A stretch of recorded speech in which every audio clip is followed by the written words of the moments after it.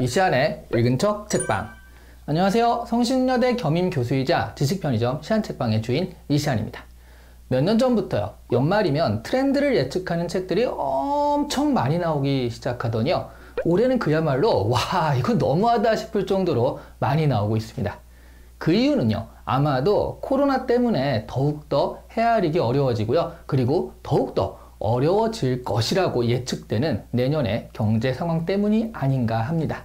이런 상황에서요, 그래도 한 권 정도는 보고 내년을 대비하고자 하시는 분들을 위해 한 권을 뽑았습니다.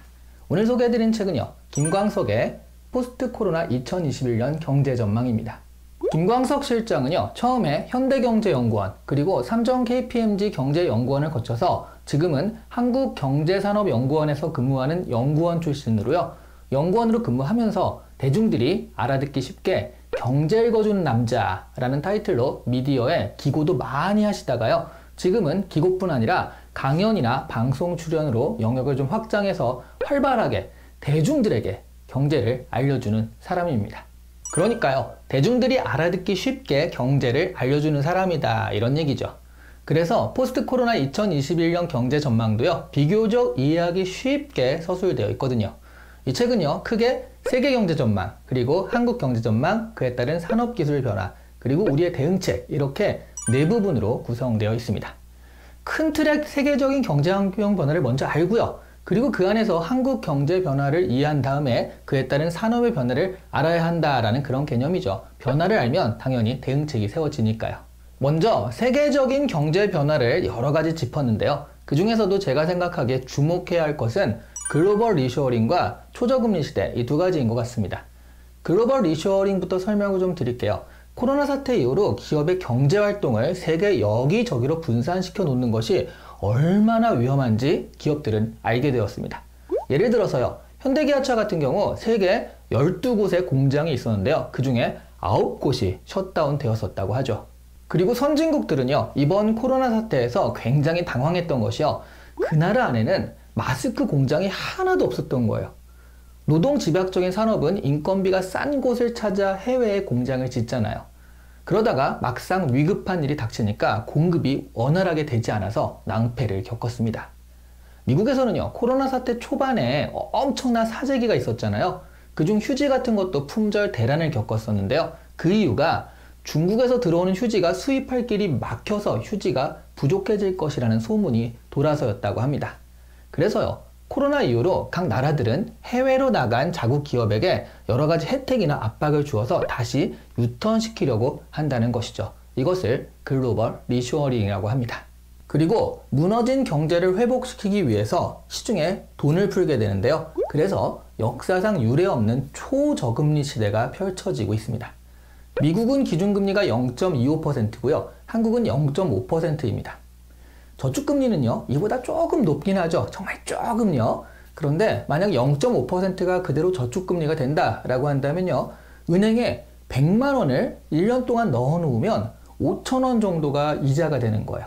1년 동안이요. 그러니까 한 달에 500원이 조금 안 되죠. 설마 이 돈에서 세금을 떼갈까 싶겠지만 또 세금은 칼 같잖아요. 세금까지 낸다라고 한다면요, 와, 그러니까 이런 초저금리 시대에 은행에 돈을 넣어 놓는 것은 물가 상승을 고려하면 그대로 마이너스가 되는 거예요. 결국 돈이 시중을 돌아다니게 됩니다.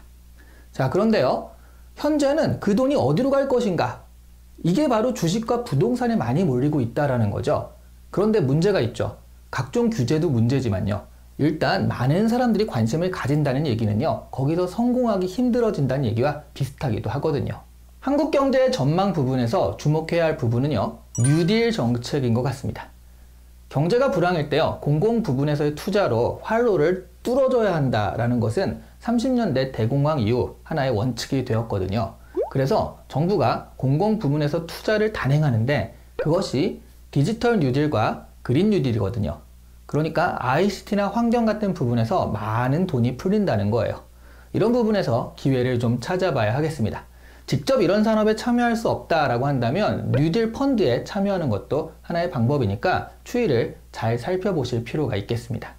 그리고 이어지는 산업적인 전망에서는요, 데이터라든가 핀테크, 친환경, 디지털 헬스케어 같은 유망 분야에 대한 전망이 이어집니다.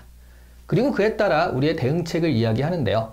이 책에서는 2021년을 이탈점으로 표현하고 있어요. 이탈점이라고 하면 얼핏 감이 잘 안 오시죠? 영어로 보면 조금 더 뜻이 분명한데요. 포인트 오브 엑싯입니다. 엑싯이죠. 그러니까 2021년은 코로나에서 엑싯하는, 코로나의 충격에서 벗어나는 한 해가 될 것이라는 얘기예요. 그게요, 치료제가 개발되고 백신이 개발되어서일 수도 있지만 그런 해결책이 생각보다 더디더라도요, 코로나가 상존하는 상황에서도 어쨌든 경제는 돌아가기 시작할 것이라서입니다. 흔히 얘기하는 위드 코로나죠. 지금은 코로나가 세계적으로 엄청 유행하더라도 2020년 초반기 같은 셧다운까지 바로 이어지진 않죠. 그로 인한 경제적 충격, 그러니까 셧다운으로 인한 경제적 충격이 얼마나 대단하고 그리고 정권에 위협이 되는지 세계 각국의 정부가 알아버려서요, 이제는 웬만해서는 셧다운이라는 극단적 조치를 취하지 않는 겁니다. 그리고 국민들 입장에서도요, 코로나 유행 초창기의 충격에서 조금은 벗어나서요, 근데 이게 벗어났다기보다는 그냥 만성화되었다라는 표현이 좀 더 맞는 것 같기도 한데요. 어쨌든 분명 위협적인데도 그런 것을 감수하고 생활 방역에 주의하면서 코로나와 함께 생활하는 방법을 터득하기 시작하고 있습니다. 그런 면에서는 어쨌든 코로나에서 벗어나는 한 해가 될 것이고 분명히 경제적으로는 성장이 될 것이잖아요.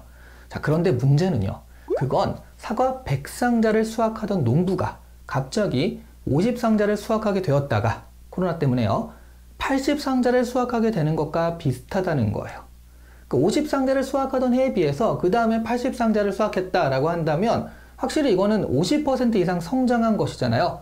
그런데 생각해보면 평년이 100상자였다 이거죠. 그러니까 아직 사실 충분한 회복은 아니라는 거예요. 그래도 올해보다는 확실히 나아질 것이라는 얘기는 그나마 희망적이긴 합니다. 이 책은요, 경제 전망서이기 때문에 시중의 트렌드서에 비해서 보다 거시적인 지표에 주목을 하고 있습니다. 세계 전망이 처음에 나오는 이유도 그것이고요. 환율이나 유가, 금리 같은 것들에 대해 이야기하거든요. 그런데 생각해보면 결국 미시경제, 생활경제 역시 그런 부분에서 영향을 받는 것이니까 이런 거시경제 지표부터 체크하는 것이 올바른 전망에 다다르는 길입니다. 경제 읽어주는 남자의 장점은요, 거시경제를 이야기함에도 불구하고 미시경제에 대해서도 비교적 시원하게 이야기하고 있다는 것입니다. 보통 거시경제만을 이야기하시는 분들은요, 주식이나 부동산 이런 거 물어보잖아요. 사실 우리 관심은 그건데, 그런데 그러면 그건 알아서 생각하세요 하고 말거든요. 그런데 이 책에서는 2021년은 주식은 어느 정도 괜찮다라고 얘기하고 있고요, 부동산은 조금 위험할 수 있다는 식으로 거시경제 지표에 따른 생활경제의 동향도 같이 이야기해 줍니다. 물론 그런 전망이 나온 이유들이 바로 거시경제 지표들이니까 그에 대한 근거는 확실히 하면서 우리들이 판단할 여지를 주죠. 그래서 보다 정확한 판단을 하고 싶으시다면 경제서 중에서는 대중을 위해 씌워졌기 때문에 비교적 쉽게 이해할 수 있는 이 책을 보시면서 직접 생각해 보시는 것도 좋을 것 같습니다. 오늘 이 시간에 읽은 척 책방은 경제 읽어주는 남자 김광석의 포스트 코로나 2021년 경제전망이었습니다. 좋아요와 구독은요, 매해 가장 유망한 투자처입니다. 일단 돈이 안 들잖아요. 그러니까 그냥 시간 날 때마다 눌러주시면 되겠습니다. 감사합니다.